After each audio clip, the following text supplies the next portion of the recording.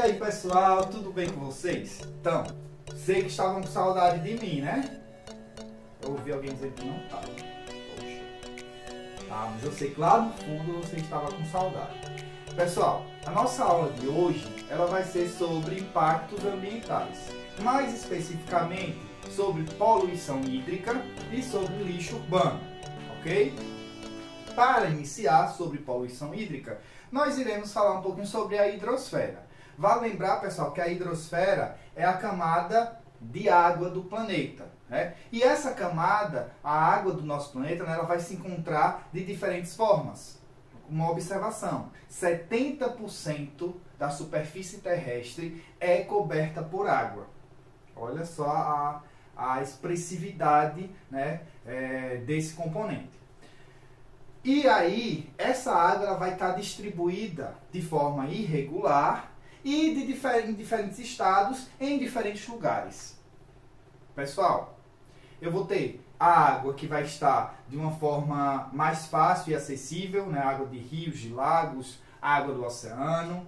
E vou ter água com uma certa dificuldade de acesso, né? Que vai apresentar uma certa dificuldade de acesso, que é a água a subterrânea, as águas que estão nas geleiras, né? Nas calotas polares. Enfim, pessoal, uma coisa importante, 60% da água doce e acessível, ela vai se encontrar em apenas 9 países. Isso vai refletir na realidade de que uma boa parte dos países do planeta sofre certo estresse hídrico, né? Sofre certa carência hídrica. Outro detalhe importante, pessoal, é que o nosso país, né, o Brasil, ele possui cerca de 15% da água doce do planeta. Só que esses 15% também não estão bem distribuídos entre as regiões do país, né? Só para vocês terem noção, cerca de 68% da água doce do planeta está concentrada na região norte, né? E a região nordeste concentra menos de 10%, né? Nós temos, como uma característica do Brasil também, elevados índices de desperdício, né? E uma das formas principais de desperdício está justamente na distribuição dessa água, né? Quando ela é tratada e aí ela vai passar pelo processo de distribuição, cerca de 20 a 60% dela é perdida, né? Então é preciso que haja uma manutenção e o uso de equipamentos de qualidade para evitar, né, perder essa água antes mesmo que ela chegue ao consumidor final. Em relação ao uso da água, né, aqui no nosso país, só para vocês terem noção, isso é reflexo do mundo também, tá? Aqui é a porcentagem do Brasil, mas no mundo acontece também nessa mesma proporção. 70% é usado em atividades agrícolas, 20% em atividades industriais e 10% em atividades domésticas. Então essa é a distribuição do uso no nosso país, certo? Sabendo dessas informações iniciais, a gente adentra no primeiro tópico, que é poluição. O que é poluição? Alteração das características físicas, químicas e biológicas de um determinado ambiente, de um determinado ecossistema. Essa alteração ela pode ocorrer de forma natural ou de forma antrópica, certo? Então, a erupção vulcânica é um fenômeno natural, que pode causar alterações químicas, físicas e biológicas de um ambiente e, consequentemente, gerar a chamada poluição. Assim como o derramamento de petróleo em uma determinada área, né? Vai também causar alterações químicas, físicas e biológicas e vai também ser considerada uma poluição. Então, ela pode ser natural ou antrópica, tá? Um outro detalhe, pessoal, é que um ambiente contaminado não necessariamente está poluído, né? Porque quando a gente fala de contaminação, a gente está falando da presença de alguma substância naquele ambiente ou em alguns seres vivos, ou alguns seres vivos daquele ambiente. Não necessariamente alterando as características físicas e biológicas, né? E aí, quais seriam os principais poluentes, né? Eu vou listar alguns dos principais poluentes hídricos. Nós temos esgotos, os nitratos, vinhoto, detergentes, resíduos químicos industriais e o chorume. Então esses daí são alguns dos principais agentes poluidores das águas, né, do nosso planeta. Então agora a gente vai falar de um dos fenômenos ligados a essa poluição hídrica, que é a maré vermelha. Nesse fenômeno há um crescimento excessivo de algas microscópicas no plâncton marinho. E esse processo ele é chamado de afloração. Tá? Essa maré ela vai receber esse nome por causa da coloração. Né? O fato dessas algas, quando há essa floração e a alta concentração delas em determinadas áreas do oceano, acaba modificando a cor, né, daquela água. E aí, devido à presença dessa grande quantidade de algas. E em relação à coloração, ela pode ser vermelha, marrom, amarela, alaranjada, roxa. E por este motivo, há uma proposta de modificação do nome, porque na verdade a maré não é apenas vermelha, né? Ela pode ser qualquer uma dessas cores que eu acabei de citar. Então, atualmente, os pesquisadores costumam chamá-la de floração das águas nocivas, ou apenas FAN, F-A-N. Nós temos também a maré negra. Nesse caso, ela é causada pelo derramamento de petróleo, né, no oceano. E aí nós temos o caso aqui do Nordeste, que ano passado passou por uma situação muito delicada, né, o derramamento de petróleo aqui no litoral, que acabou afetando uma grande quantidade de praias, né, do nosso país. E os danos acabaram afetando tanto fauna quanto flora, mas também a parte social, né, econômica da região, porque um dos principais atrativos da região Nordeste são as praias, né? E naquele momento nós temos praias que estavam impróprias para o uso, já que a concentração de petróleo, né, do óleo era muito grande. E aí um detalhe, né? Como é que esse derramamento ele se espalhou por tantas áreas? Pessoal, nós sabemos que as águas oceânicas elas estão em constante movimento, né? E esse movimento tem ligação direta com as correntes marítimas, com as marés, né? E isso é o que motivou o fato de esse óleo, essa mancha, né, ela se espalhar por tantas áreas. E aí, um outro detalhe importante que nós precisamos frisar.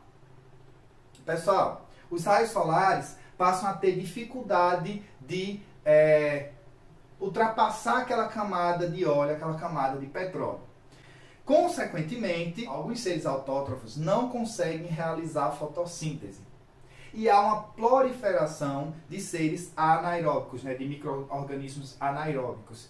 E aí há um crescimento consequente da mortandade de peixes, né, e, na verdade, fauna e flora, tanto de peixes quanto de algas e de outros seres vivos. Então, pessoal, os seres autótrofos, né, acabam não conseguindo realizar a fotossíntese, abrindo espaço para o surgimento de organismos anaeróbicos.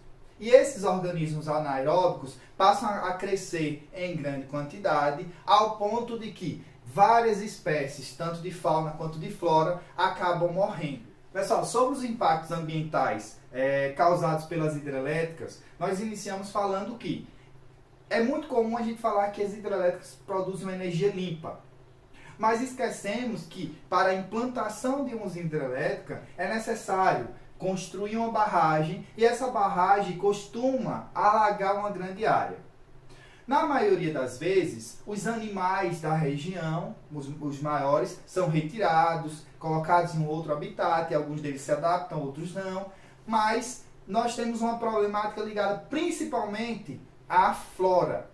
Por quê? Porque não há como remover toda aquela flora. E aí, consequentemente, ela é alagada. Com o alagamento, nós temos um processo de decomposição daquela flora. Né? Então, toda aquela vegetação ela vai entrar em processo de decomposição. Nesse processo de decomposição, nós vamos ter gases sendo emitidos na atmosfera. Né? O dióxido de carbono e o metano.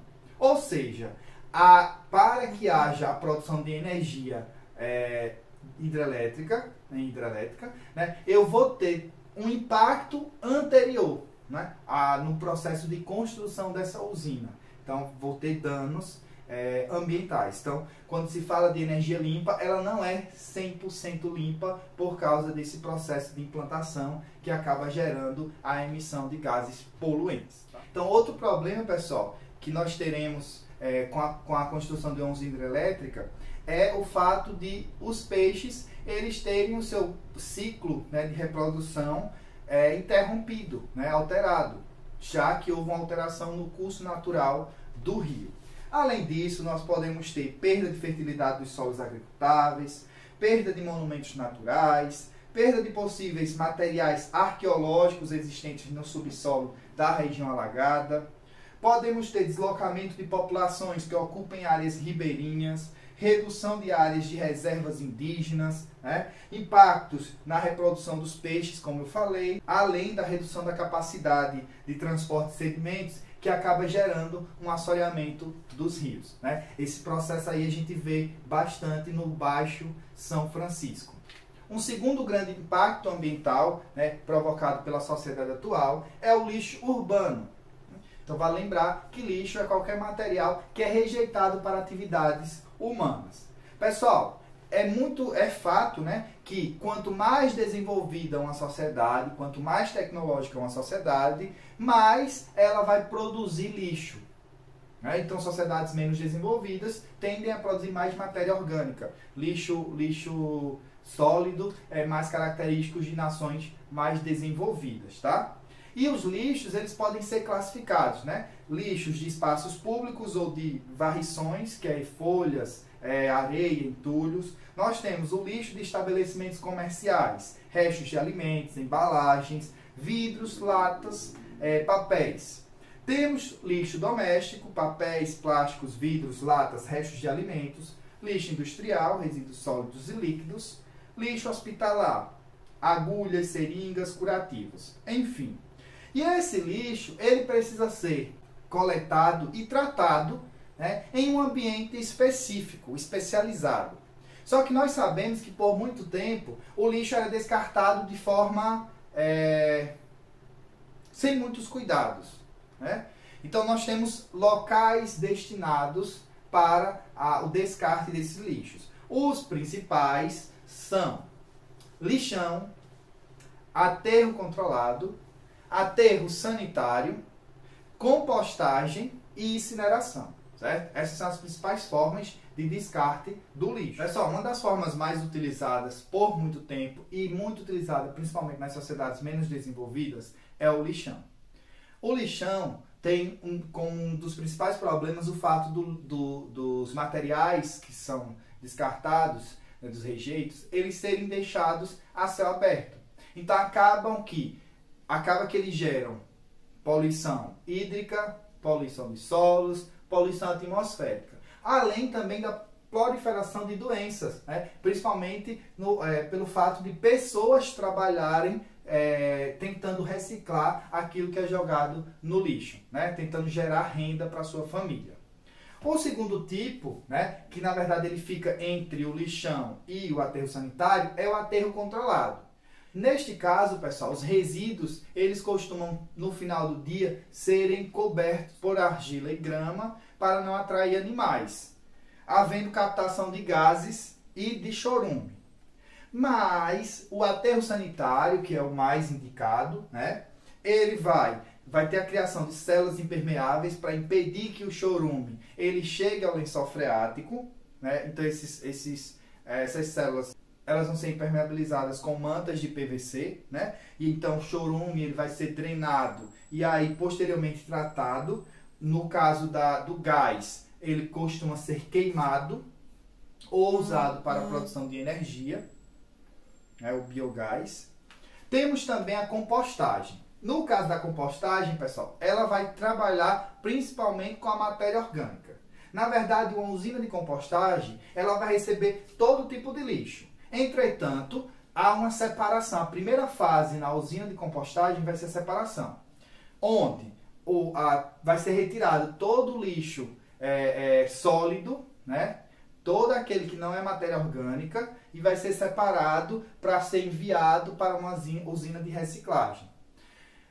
A matéria orgânica passa por uma segunda fase, para retirar as pequenas partículas de metais, né? Então ímãs vão acabar retirando essas partículas de metais para que fique de fato só a matéria orgânica, que passa por todo um processo de fermentação até que ela fica seca ao ponto de ser transformada em adubo. Esse processo ele acaba resultando o composto orgânico, né? Que é utilizado como adubo. No caso da incineração, né, é muito comum que o lixo hospitalar ele passe por esse processo. Por quê? Esse lixo ele é exposto à presença de vírus, bactérias, fungos. Então, somente o processo de incineração para eliminar, né, o risco que esses agentes trazem para a saúde pública, para a saúde humana, né? Então, o que acontece? A partir do processo de incineração, todos esses transmissores biológicos eles são eliminados. Acaba gerando uma cinza. Essa cinza ela vai ser estéril, né? Ou seja, não vai apresentar mais contaminação. E uma observação muito importante: de todo aquele lixo, essa cinza vai representar apenas 10% de todo aquele lixo. Olha só. Então a redução é considerável. E ela, consequentemente, essa cinza é levada para aterros sanitários. O único problema da incineração são os gases poluentes e tóxicos que são produzidos. Mas com a instalação de filtros nos locais que realizam a incineração, esse problema está resolvido. Pessoal, foi um prazer estar com vocês. Um cheiro no coração e até a próxima.